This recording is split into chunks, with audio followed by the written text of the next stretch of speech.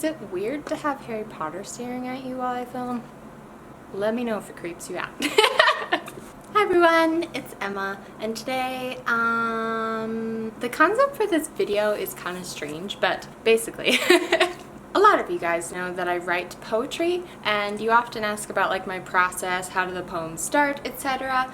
And one of the things that I mentioned is that often while I'm like out and about, I jot down ideas in my phone. Now these ideas are not really fully formed poems. They're not like very well written or anything. But a lot of times they do end up being fully formed poems. So what I thought I would do today is to read through the notes on my phone. I literally keep them in notes on my phone, and I thought that I would just read some of them and react to them because the current like note that I have, I started when I restructured the poetry book that I'm working on now. So that was like months ago, and it has now become very long. Some of the things that I wrote in here I just don't remember, so I thought that I would react to them because I thought it would be fun. I don't know. The first thing I have written in here I don't think was meant to be a poem. I think this was just a note to myself, and it says, "You don't need to do it right, you just need to do it." This is what happens when you're a perfectionist and you're like, Emma, stop. Daily reminders to myself. The next one that I'm seeing in here that I actually want to read out loud says, I specifically remember writing this at like 2 a.m. "Coming for you," she cried as she runs down the street with a bunch of flowers. I think the idea behind this was that I like the image of like someone aggressively being like, I'm gonna love you, accept it. Not like in a creepy way, but like how you are with your friends when you're like, just accept my love and support, okay? Just do it. This next one, I do remember, but I can't remember if I edited this into a poem or if I've just left it here. "Today I don't feel like me. Me who always knows where she wants to go, what she wants to do today, what she'll dream to be doing in a year. Today I can't figure the way I want to go. But I know it's because my brain is saying yes or no, right or wrong, one or two, pick, choose, choose. I have to breathe and let myself trust myself." This doesn't really make sense, so I'm just going to continue. "I will only become further free. Now it's time to go to sleep." I rather like that one. Obviously, again, that one was about being a perfectionist. The next one, I actually remember what I wrote this about, so maybe I will give you a little story time after I read it. It says, "You can't make anyone feel something. Not anger, not humiliation, not love. You can't make someone feel something. In other words, do your best, be kind, but their response is up to them. Not you, never you." So if a man comes up to you as a stranger and you say, "No, I won't speak to you. No, I won't help you," how he feels is not your responsibility. Your responsibility is how you feel and what is good for you. I still stand by this. I wrote this note about the fact that I have a friendly face, so sometimes strangers come up to me on the street and will like ask for help or whatever, and one time a guy even like came up and tried to ask me out. He seemed very nice, not creepy, but I was like, yeah, I'm gonna go now. And even like men who ask for directions, I just never help them because as a woman in today's day and age, like my responsibility is to myself. Yeah, and often when you do that, when someone's like, "Can you help me? I can't find the bus stop, blah, blah, blah." If it's a guy and I'm like, "No," a lot of times they take offense to that because they're like, "Why? I'm not some creepy person, just help me," whatever. But like, seriously guys, just go up to a man. I know that they're more intimidating, but you are also a man. Just go up to a man. Like, I wrote something about it. But I think it was specifically about the idea of like, people will say like, "Oh, you're making me feel whatever." That's actually not true. You can't make someone feel something, like their response is up to them. Even if someone's being mean to you, they're not making you feel however you're feeling. You're feeling that way in reaction, so you can choose to feel a different way. So anyways, that was a long rant. Oh, this next one I did write into a poem. I posted it on my Instagram caption. It was this one, and it says, "I bet there are people who have never been told, so I'm here to let you know that growth feels like dirt. It feels terrible for a bit, but then your heart starts to move differently and you find your capacity for joy has become a bigger bowl than before. If you once ago ran from something or someone beautiful because they made you confused, frightened, I'm here to ask you to next time you find something or someone I'm here to ask you to next time you find something or someone beautiful." I definitely edited this one. "Try staying and finding why, what, from when, till you find you can keep close to every beautiful thing you find. This one was about somebody that I know actually, and that like sometimes people who aren't used to like working through their stuff, they kind of blame others or like distance themselves from others, thinking that like, oh, they make me feel insecure or whatever, but really it's their own issue, and if they would work through that, then they'd be able to like have deeper relationships with people basically. So I wrote it about that, not as like a judgment, but kind of an encouragement, because I know what it feels like to work through your stuff, and I know that like it doesn't feel good, but that doesn't mean that it isn't actually good for you.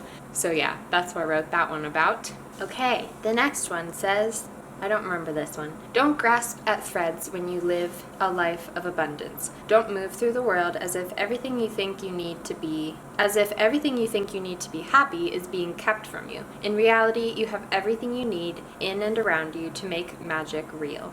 Aw, that's kind of cute. The next one I'm not going to read, but I labeled it To My Flower Bud Friend, and it was for one of my friends who I just like believe in wholeheartedly, and I can't wait to see where she goes in the world. The next one I see, it says, I've had experiences I never thought I'd have. In the butterfly life I dreamt for myself, none of these memories were made.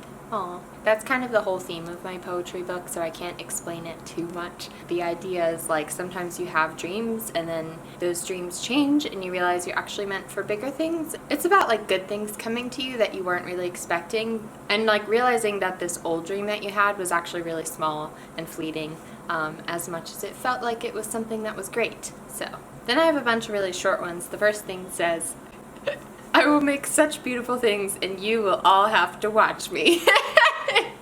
Sometimes when I'm like feeling discouraged, I use like my Slytherin rebel heart as like a form of, I don't know, it's just like that little oomph that I need sometimes to be like, that's right, I'm gonna make all the things. The next one says, my colors don't dull just because the world around me is.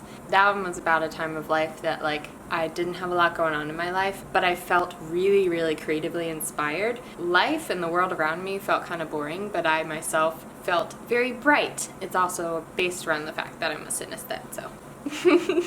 The next one I'm not gonna read because it'll be in my poetry book. Dun dun dun dun dun!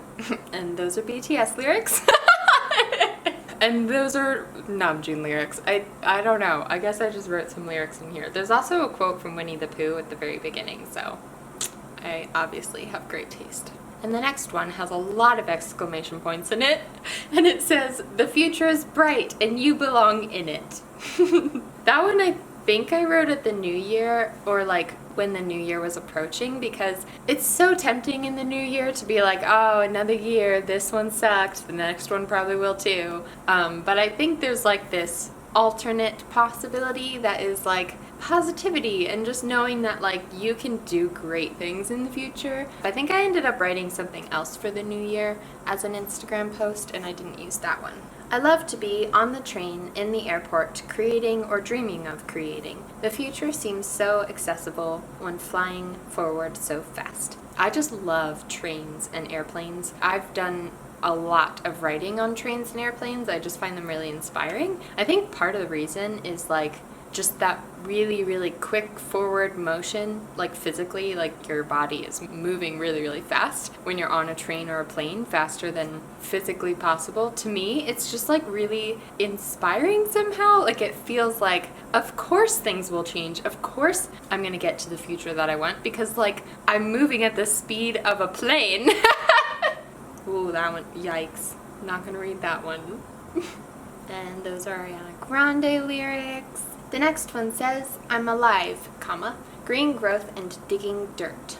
I wrote a lot of poems based around the color green, which I am making a video about, so I'm not going to explain too much, but it is my last name, so you can probably figure it out. I'm thankful for the days when inspiration comes easily. I will take those days clasped in fingers tight and make the things that sleep in my daydream heart. The next one I see says, I think the second time is scarier. The first time, I slipped into love without knowing what I was doing. The second time, you know every feeling, every falling, and have to let go of every hurt from the first time. The first time, you fall into form unmolded and soft. The second time, you fit yourself to one someone and have to re-soften before you can mold into another one. That was about like opening yourself back up to relationships after first love and first heartbreak and all of that, and how I feel like a lot of people talk about your first love as really scary, but I think for me, my first love was just so natural. Like, before I knew it, I was in love and dating someone, and I was like, how did this happen? Once you've experienced it once, you like notice the signs more and you're more aware, or at least that's how it played out for me. So that's what I wrote. Here's a reminder that no one sees you the way you see yourself. Whatever you're hard on yourself about, it isn't solid truth. Ask people what they see about you and take it as your own. Hear what other whispers about you and leave it where it sits. This was about something that I've learned recently, which is really cool, that asking people their opinion of you or like their observations of you can be super helpful. Not just like strangers or people that you don't necessarily get along with, but like your close-knit besties, people on your inside circle, your family, the people who love you unconditionally. Asking them things they observe in you has been so helpful. Like, life-changing in the smallest and biggest of ways. So I think that's what that was about. And then the like whisper part was about people who say negative things about you and like reading that where it sits. But then your own insecurities, like the things that you're so hard on yourself, the things that you're so hard on yourself about are usually like not the ways that other people see you. Like it's usually you who's your hardest critic. am I over-explaining this? You probably understood just from me reading the thing. I'm pretty sure I've shared these on Twitter, so I can read them again. This is in quotes. Why are you so happy today? The next part is me responding. Because dreams are free and I can feel them coming closer to me. This was about before I moved to New York, when things were kind of falling into place and I was real happy. Well, this one I also shared on Twitter. I found the spark. I found the spark. I found the spark. I found the spark. I found the spark in me today. My eyes, they see what light can say. I really like that one. Little doodads. Doodads? That's not the word I was looking for. Jingles? There's a cutesy word that I'm looking for here, and it means like short poem rhyming. I forgot about this. I guess I'll read it. It just says, once a boy told me I had pretty eyebrows. That's pretty much it, to be honest. I hope this was fun and entertaining, and kind of the point of this video is that the poems that I write and the poems that I share, they go through a process, and so not to be scared of that editing process, because it's actually where like the majority of writing happens, I believe. So for those of you who have been asking like, how do I write poetry? How do I do it? Like, where do they come from? Any little thought that you have, any phrase that pops into your head, just go ahead and write it down. Jot it down in your notebook or on your phone, and then maybe revisit it later when you're journaling or when you're listening to music. If you're scrolling through Pinterest and you feel particularly inspired, usually what I do is like swap out the words that are kind of cliche for different kind of words, play around with the structure of it, and then a lot of times it through the editing process, that's when it actually becomes a poem. Nothing is throwaway content. That's what I think. Like, all of these little random thoughts, even the one about like running down the street with a bouquet of flowers about to attack someone with your love and support, like that could be a poem somehow. I could edit that into a poem. I like the general idea. A lot of times it's just the communication that needs work. So the other purpose of this video was just because I thought it might be funny. Honestly, they were better than I thought they would be. Like, I thought I'd be embarrassed reading them. That's going to be it for this video. I hope that you guys enjoyed. I hope that you have a lovely day or night or afternoon, wherever you are, whatever you are doing, and I will see you in my next video.